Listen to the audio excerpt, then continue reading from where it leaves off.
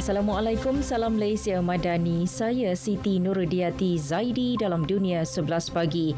Berita radio bervisual bersiaran serentak di platform media sosial, saluran TV dan radio.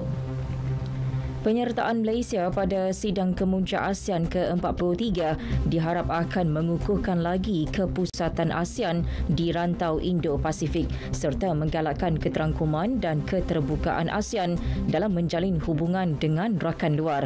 Harapan itu disuarakan Perdana Menteri Datuk Seri Anwar Ibrahim menerusi catatan di akaun X. Menurut beliau, platform itu juga akan digunakan bagi menyatakan hala tuju kerajaan berkaitan isu lokal yang terkait.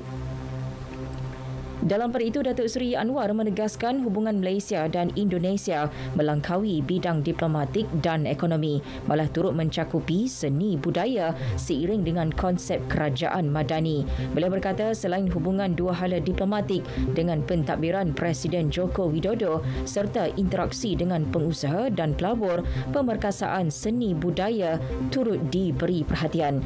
Perdana Menteri dan isteri Datuk Seri Dr. Wan Azizah Wan Ismail kini berada di Jakarta, Indonesia bagi menghadiri sidang kemuncak ASEAN yang akan bermula hari ini sehingga Khamis. Sementara itu, ASEAN perlu membuktikan blok itu masih relevan dan boleh menyumbang ke arah keamanan, kestabilan dan kemakmuran di rantau berkenaan. Perkara itu ditegaskan Menteri Luar Indonesia Retno Marsudi merangkap pengerusi sidang kemuncak ASEAN kali ini. Menurut beliau, peranan blok itu kini menjadi perhatian rakyat, terutama berkaitan kemajuan krisis di Myanmar dan persaingan hebat Amerika Syarikat dan China. Jelas beliau, apa yang berlaku di Myanmar telah meningkatkan kekecewaan dan mendedahkan perpecahan dalaman dalam blok. Hujung minggu ini, Indonesia juga akan menjadi tuan rumah sidang kemuncak Asia Timur, forum yang lebih luas yang merangkumi China, India, Jepun, Rusia dan Amerika. Bagaimanapun berlangsung tanpa kehadiran Presiden Amerika Joe Biden. Menurut laporan AFP, Biden akan diganti oleh Naib Presiden Kamala Harris. Turut hadir Perdana Menteri China Li Qiang. Tindak balas pelahan kerajaan India terhadap keganasan di Manipur dikritik Pakar Pertubuhan Bangsa Bersatu PBB.